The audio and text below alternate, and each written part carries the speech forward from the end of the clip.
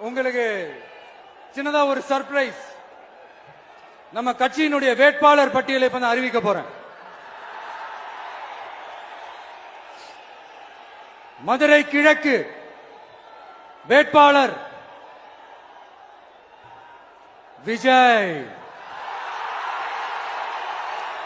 இன்னும் முடிக்கல. ஒரு நிமிஷம், இன்னும் முடிக்கல. மதுரை மேற்கு வேட்பாளர்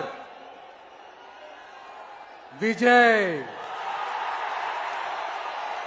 மதுரை மத்தி வேட்பாளர் விஜய். மதுரை தெற்கு வேட்பாளர் விஜய். மதுரை வடக்கு வேட்பாளர் விஜய்.